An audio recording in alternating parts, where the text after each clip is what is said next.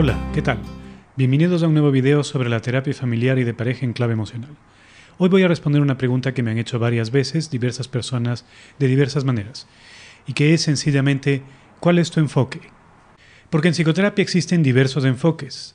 Hay el cognitivo-conductual, el humanista, el sistémico, el psicodinámico, por mencionar los más importantes. Y ciertamente la forma en que trabajo y la manera en que la clave emocional se ejecuta en terapia parece incluir o integrar diversos de estos enfoques, o al menos sus técnicas, en una forma de trabajo que incorpora varios elementos. Entonces, naturalmente las personas, especialmente los psicólogos, porque esta es una pregunta que los consultantes no suelen hacer, los psicólogos suelen preguntarme, entonces, ¿cuál es tu enfoque? La respuesta que les doy les suele sorprender mucho, y es que yo realmente no tengo un enfoque como tal. Es una respuesta aparentemente fácil, pero más o menos compleja de explicar, dada la formación de los psicólogos y la forma en que la psicoterapia ha funcionado. Intentaré ser breve en esta explicación. Lo primero que quiero indicar es que esto que comentaré a continuación es un resumen de lo que he escrito en una serie de artículos hace ya algunos años. Colocaré el enlace en la descripción de este video. Una cosa que siempre he mencionado al respecto es que para el común de los mortales, para quienes no son psicoterapeutas, para quienes acuden a consultarnos, el tema de los enfoques es casi siempre una preocupación secundaria. Después de todo, cuando uno va donde el arquitecto para que le ayude a diseñar su casa, por ejemplo, uno no le pregunta al arquitecto a qué enfoque pertenece. Cuando uno va donde el médico para que le ayude a resolver un problema de salud, uno no le pregunta al médico qué escuela médica sigue. Porque en arquitectura, en medicina, existe, y este es el punto fundamental de este video, existen y están relativamente identificados una serie de principios básicos fundamentales que hay que seguir, quieras que no, para construir o diseñar o proyectar una casa o un edificio, para favorecer la salud de las personas, en fin, para conseguir el objetivo que se quiere conseguir. En psicoterapia también existen esta serie de principios que podríamos llamar los principios generales o básicos de la facilitación del cambio humano. El problema es que en psicoterapia esta serie de principios han sido, digamos que, investigados e incluso en ocasiones apropiados por diferentes escuelas que han nacido cada una de ellas como competidoras de las otras. De manera que entre los distintos enfoques, entre el psicodinámico, el cognitivo, el sistémico, el humanista, etc., lo que hay es lo que ha habido hasta ahora es una competencia por una conquista del territorio. Aunque, siguiendo esta misma metáfora, todos estos enfoques han llegado o han terminado por converger hacia el mismo territorio, que son estos principios universales y básicos, desde diferentes puntos de partida. Esto que comento ya nos da la pauta de hacia dónde irá la respuesta a la pregunta. Yo, Esteban, no tengo un enfoque porque creo que los enfoques son simplemente diferentes encarnaciones dependientes de la historia de sus fundadores y del contexto histórico en el que nacieron y crecieron, diferentes encarnaciones de los mismos principios básicos del cambio humano, de la psicoterapia y en general de lo que es la vida humana. Y por tanto yo creo que la forma más eficaz de trabajar es basarse no en un enfoque, sino en esos principios, tal como puedes entenderlos en un momento dado.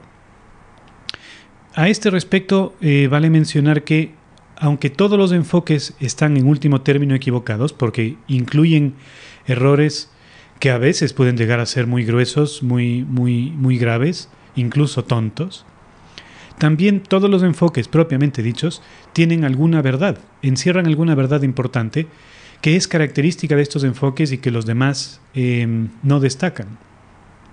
Por ejemplo, los enfoques sistémicos propiamente dichos encierran en su interior la verdad de la intersubjetividad radical, el hecho de que el yo de cada uno de nosotros es algo que emerge en virtud de las relaciones con los otros yoes que nos rodean, con las personas importantes con las que nos vinculamos a lo largo de nuestras vidas, y de que por tanto todos somos, además de un individuo, parte de un sistema, y que ese sistema también existe dentro de cada uno de nosotros como una especie de repertorio interno, conjunto interno de personajes con los cuales nos vinculamos emocionalmente.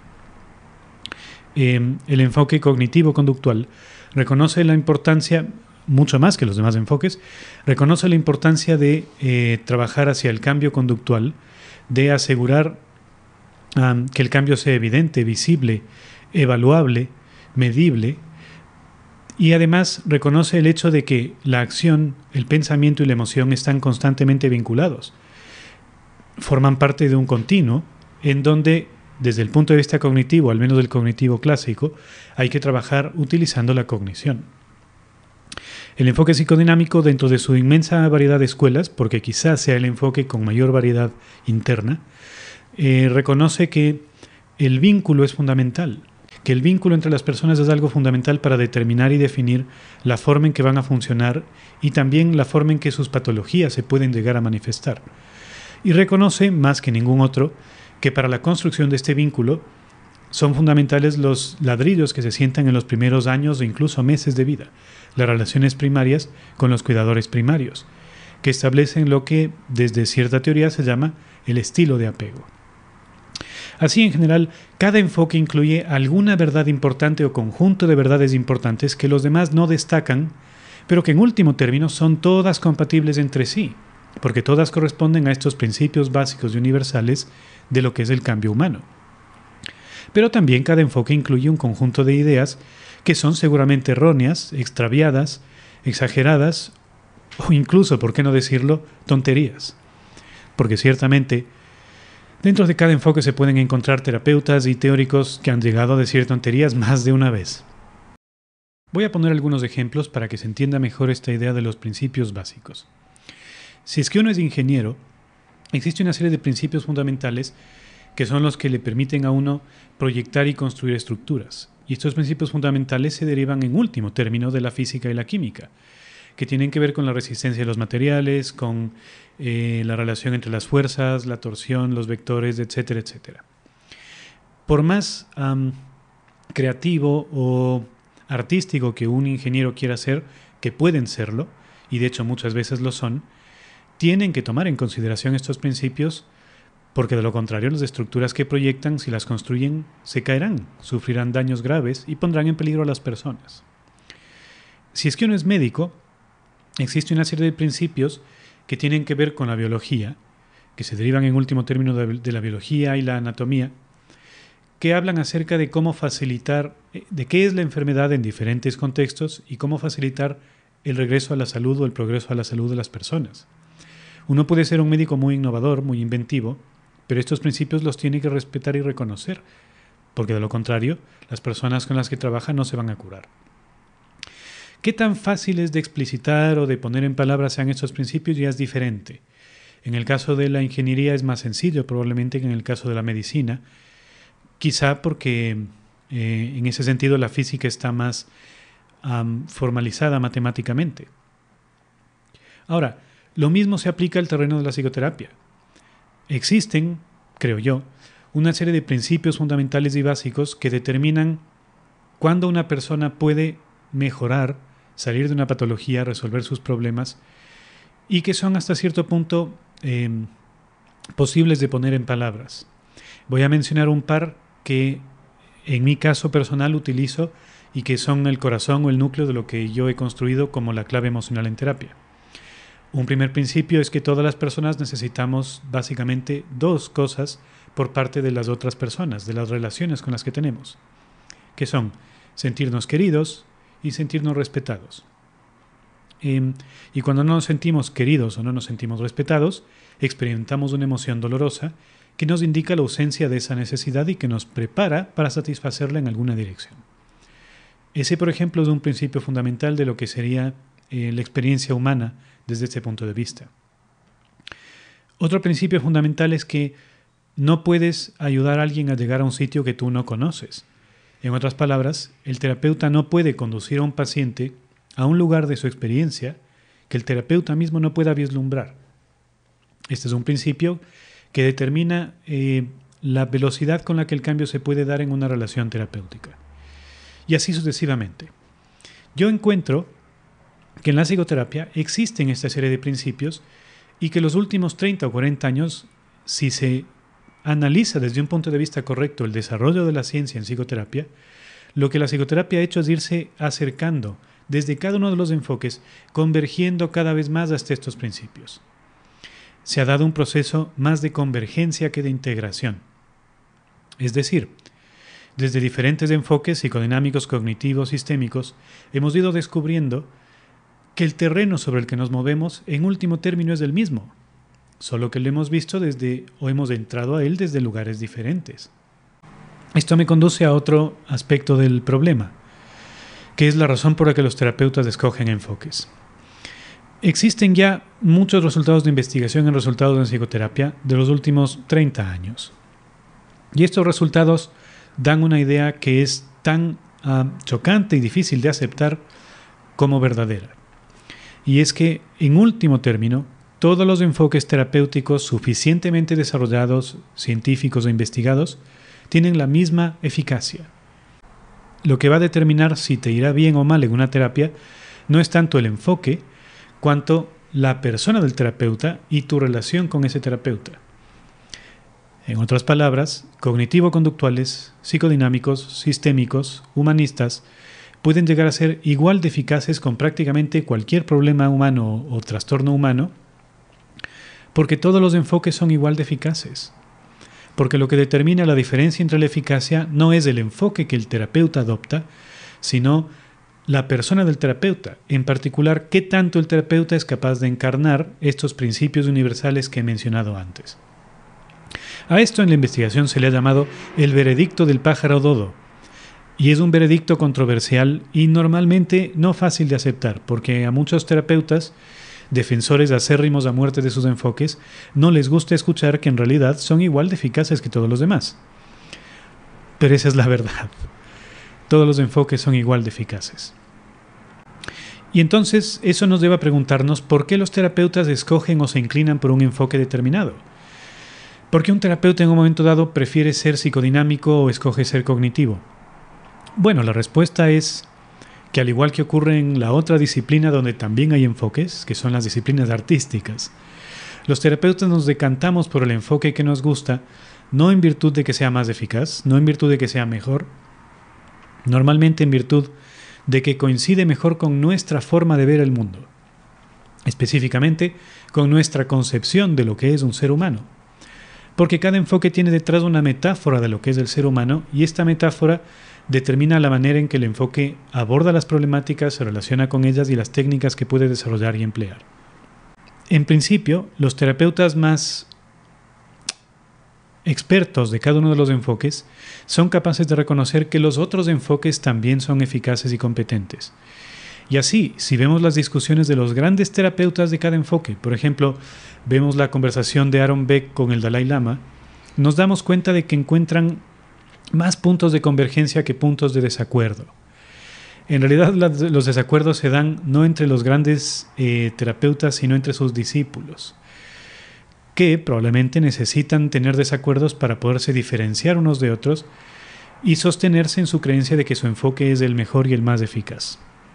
Como todos tenemos que separarnos de nuestros padres y diferenciarnos de nuestros fundadores para poder crecer como seres distintos y autónomos, y probablemente eventualmente podamos converger hacia una misma línea cuando podamos aceptar que hay más cosas que nos unen que cosas que nos separan.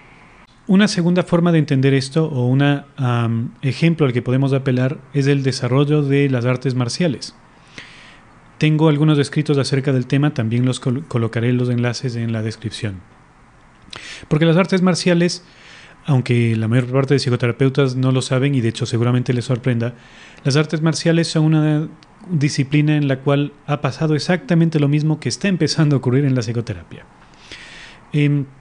Hasta hace probablemente 50, 60 o 70 años, en un mundo todavía muy fragmentario donde no había globalización, había diversas escuelas de artes marciales, Kung Fu por allí, Box por acá, lucha grecorromana por aquí, Jiu-Jitsu, etc. Todas las que podamos imaginar. Cada una de las cuales básicamente fue fundada por uno o varios grandes fundadores que descubrieron uno o dos grandes ideas y en torno a ellas construyeron una forma de funcionamiento en un arte marcial. Y durante cientos de años, esas diferentes artes marciales se fueron enseñando y aplicando más o menos como se fueron enseñando los modelos psicoterapéuticos hasta hace no mucho tiempo, por formación por línea directa, es decir, alguien que estudió con el fundador, luego crea una escuela y alguien que estudió con esa persona crea su escuela y así se va transmitiendo generación en generación, del mismo modo que en psicoanálisis clásico, alguien que se había analizado con Freud, luego analizó a una serie de terapeutas y ellos a su vez analizaron, y etcétera, etcétera. Hace alrededor de 50 o quizás 60 años ya, diversos artistas marciales, entre los que está Bruce Lee, al que yo considero una inspiración como artista marcial y como pensador incluso, descubrieron que ninguna escuela de artes marciales es suficiente de por sí para englobar toda la complejidad de lo que es el conflicto y la lucha cuerpo a cuerpo, la lucha entre seres humanos.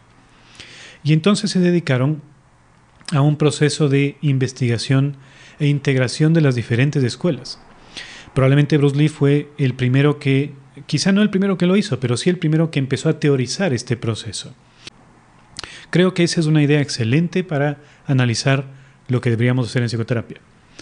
Entonces, teniéndolo a él como pionero, después de unos cuantos años, el resto de artistas marciales empiezan a hacer lo propio y se desarrolla un movimiento con diferentes nombres, quizá el más famoso sea el de artes marciales mixtas, que luego conduce a un deporte masivo, que es el deporte de las artes marciales mixtas, y que lo que hay que hacer no es integrar diferentes pedazos de las escuelas como un rompecabezas, donde agarramos un pedazo de jiu-jitsu y un pedazo de kung fu y un pedazo de box y hacemos una mezcla, sino descubrir la convergencia innata entre todos estos enfoques. Descubrir qué tiene el jiu-jitsu y el wing chun y el boxeo en común. ¿Qué es lo que tienen en común? Pues la arquitectura y la dinámica del cuerpo humano, que ahora podemos empezarla a entender ya mucho más claramente. Lo mismo se fue dando paralelamente en la historia de la psicoterapia, partiendo de un mundo donde había diferentes enfoques y escuelas realmente que no dialogaban entre sí.